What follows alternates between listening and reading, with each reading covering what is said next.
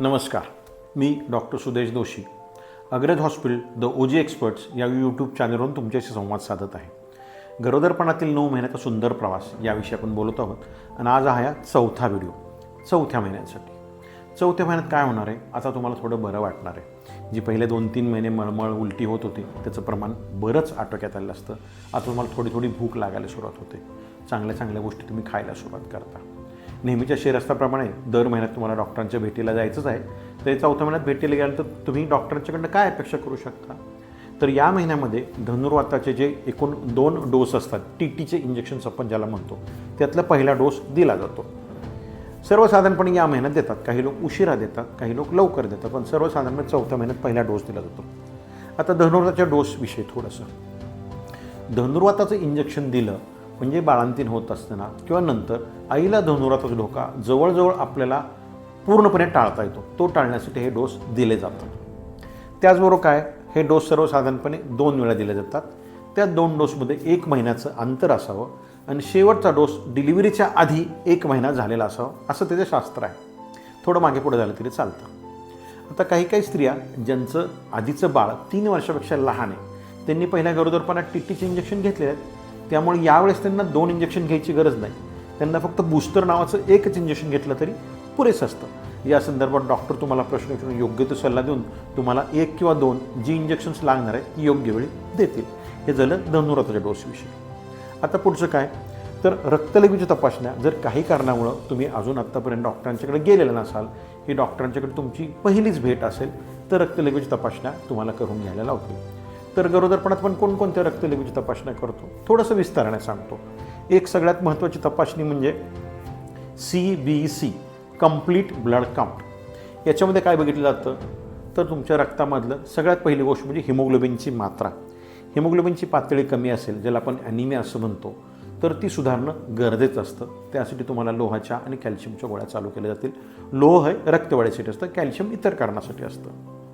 मग त्यावर हिमोग्लोबिनची पातळी जर खूप कमी असेल तर ती नक्की कशामुळे कमी आहे ह्यासाठी एखादी अधिकची तपासणी, ज्याला सिरम फेरेटिन किंवा हिमोग्लोबिन इलेक्ट्रोफोरेसिस अशा वेगळ्या तपासण्या असतात, त्या पण डॉक्टर गरज पडली तर करून घेतील.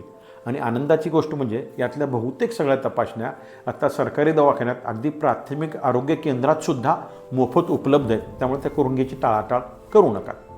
CBCमध्ये आपण अजून काय बघतो, तांबड्या पेशींची संख्या, RBC काउंट, WBC काउंट, पांढऱ्या पेशींची संख्या, प्लेटलेट काउंट, प्लेटलेट्स किती आहेत आणि यांची घनता आणि आकार पण बघितले जातात.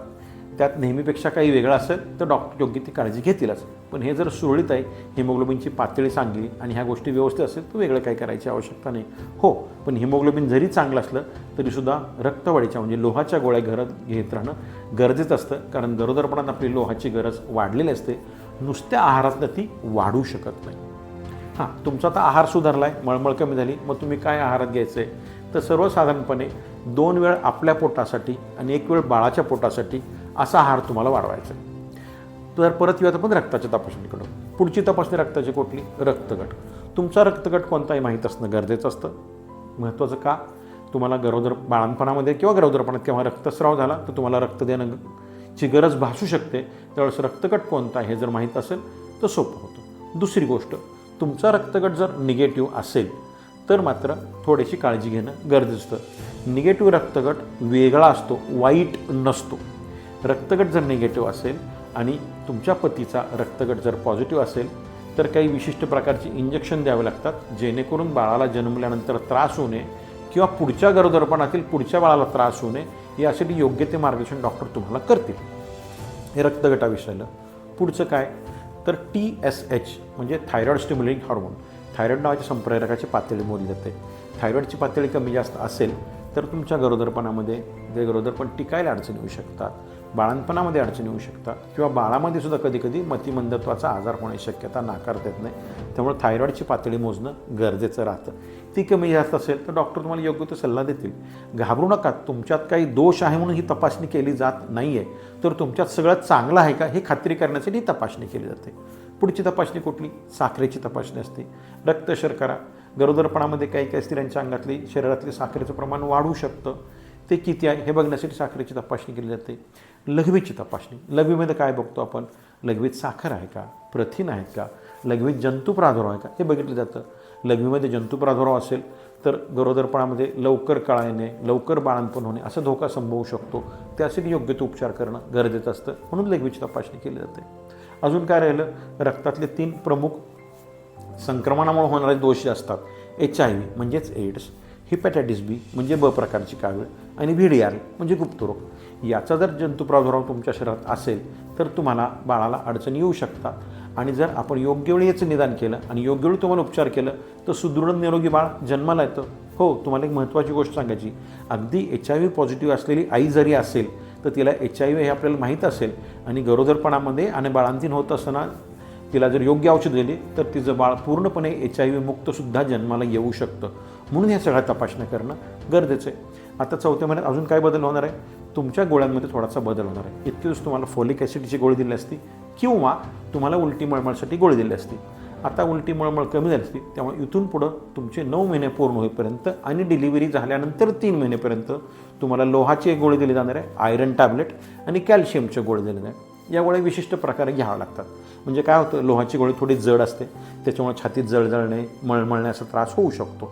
तो त्रास सगळ्यांनाच होतो असं नाही, पण ज्या स्त्रियांना होतो तो त्रास कमी करण्यासाठी काय करू शकतो आपण, तर लोहाची जी गोळी आयरन टॅबलेट जी आहे, फेरसची टॅबलेट जी आहे ती जेवल्यानंतर 2 तासांनी घ्यावी, म्हणजे मग छातीतली जळजळ कमी व्हायला मदत होते.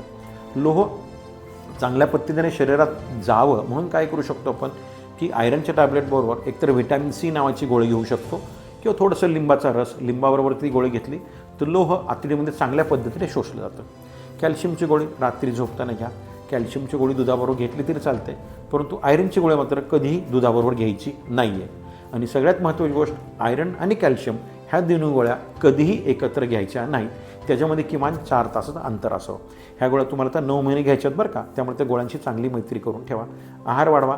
ही झाली 4थ्या महिन्यातली माहिती. आता पुन्हा भेटूया 5व्या महिन्यातली माहिती. तोपर्यंत पुन्हाचा संदेश काय, आमचा अग्रज हॉस्पिटल OG एक्सपर्ट्स या चॅनलला लाईक करा, सबस्क्राईब करा. तुमच्या काही शंका असतील कमेंट सेक्शनमध्ये जरूर लिहा, आम्ही त्या दूर करायचा प्रयत्न करू. धन्यवाद.